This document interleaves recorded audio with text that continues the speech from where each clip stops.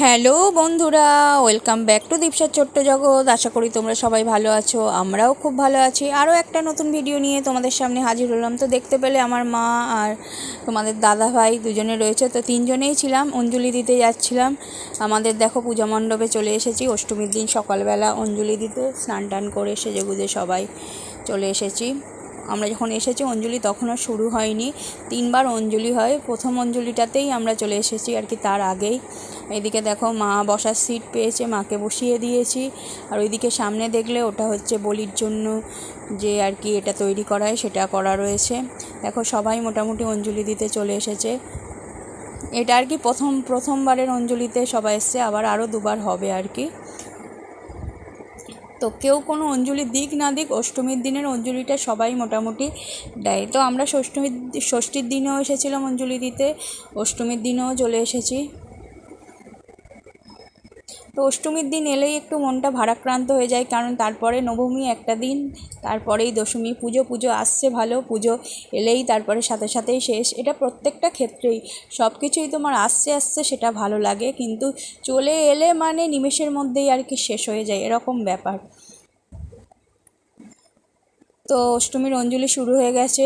যেহেতু অনেক মানুষের কথাবার্তা, অনেক রকম সাউন্ড আসছিল বলে আমি আর অঞ্জলির মানে এটা তুলিনি, কারণ অঞ্জলি দিচ্ছিলাম যেহেতু, সেই সময় ভিডিও করা মানে সত্যি কথা বলতে কি আমার নিজের মন থেকে জিনিসটা ভালো লাগেনি, তাই আমি মানে অঞ্জলির এটা আর তুলিনি। এই দেখো তোমাদের দাদাভাই আর আমি অঞ্জলি দেওয়া হয়ে গেছে কমপ্লিট। তারপরে একটু প্যান্ডেলের সামনে আর কি ফটো তুলে নিলাম। তো এই মানে ভিডিও করার সত্যি কথা চক্করে আর স্টিল ফটো তোলাই হয় না, বা একসাথে মিলে সবাই মিলে ফটো সেটা তুলতে পারি না। নিজে যেহেতু ভিডিও করি, দেখবে অর্ধেক সময় আমি ভিডিওতে মানে অফ হয়ে যাই, আমি সেখানে আর উপস্থিত হতে পারি না।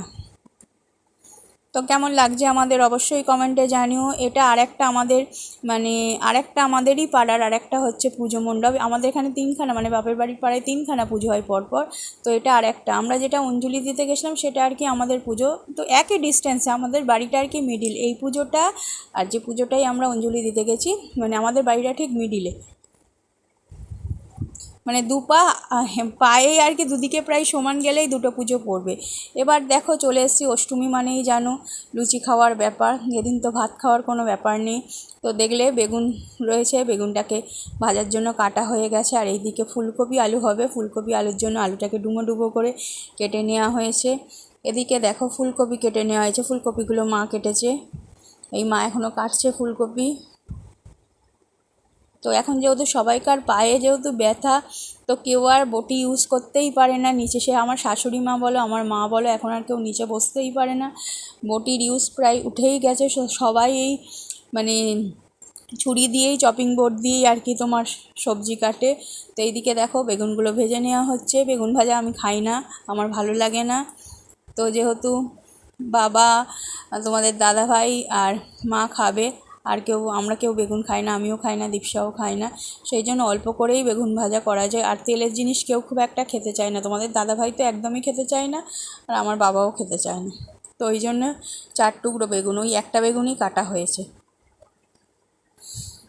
এরপর দেখো কড়াইতে এবারে হচ্ছে তোমার বসবে আর কি ফুলকপি আলুটা, তেলের মধ্যে মশলাপাতি সব দিয়ে দিয়েছে। আজকের আর রান্না পুরো মানে ভালো করে তোমাদের সাথে শেয়ার করছি না, জাস্ট ওভারঅল কী হয়েছে সেটাই তোমাদের সাথে শেয়ার করছি, অষ্টমীর দিন আর কি কী হয়েছে।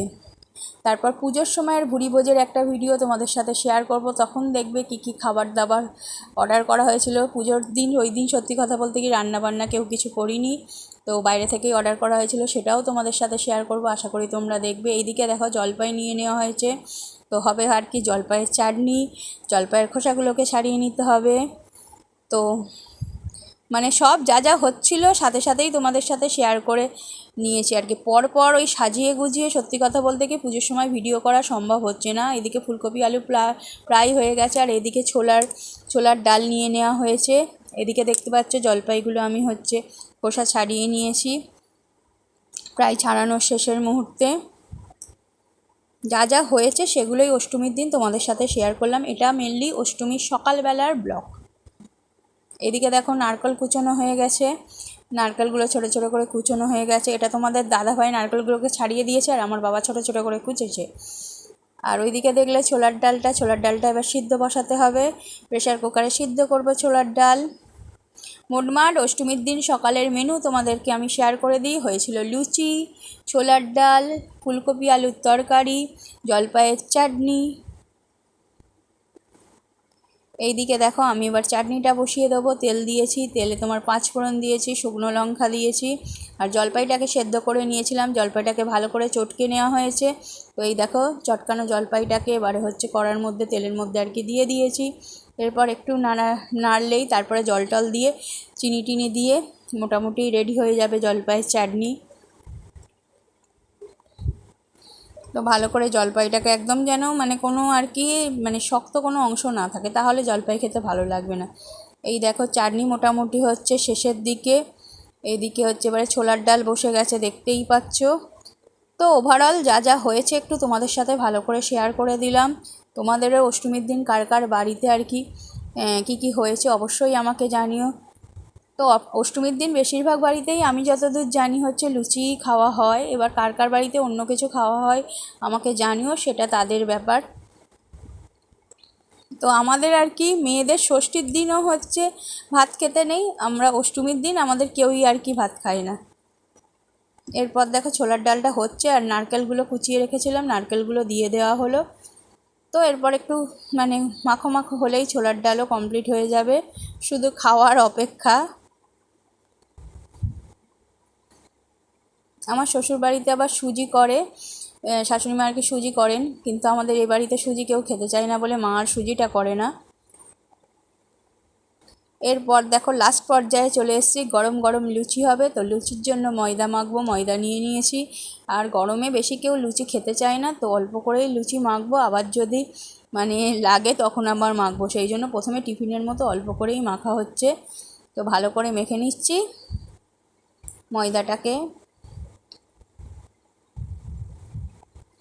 এরপর লুচিগুলো হলেই মোটামুটি রেডি অষ্টমীর দিনের আর কি সকালবেলার খাবার। তো দেখতেই পাচ্ছ ময়দা মাখা আমার কমপ্লিট হয়ে গেছে। এরপর মা লুচিগুলোকে বেলবে আর ভাজবে, ব্যাস কমপ্লিট। আশা করি ভিডিওটা তোমাদের ভালো লেগেছে। যদি ভালো লেগে থাকে একই কথা প্রতি সময় বলি, এখনও আরও একবার বলছি, চ্যানেলটাকে সাবস্ক্রাইব করো, লাইক শেয়ার কমেন্ট করো।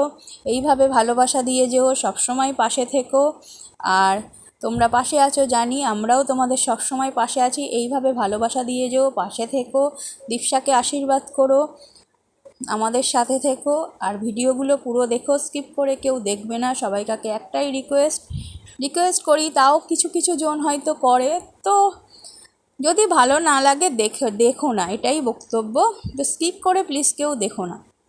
তো থ্যাংক ইউ সো মাচ এতক্ষণ ধরে আমাদের সাথে থাকার জন্য। আর অনেককে অসংখ্য ধন্যবাদ। সত্যি কথা বলতে কি পুরো ভিডিওটাই অনেকে দেখো, তো তাদেরকে মানে ধন্যবাদ জানানোর মানে কি বলবো, ভাষা নেই।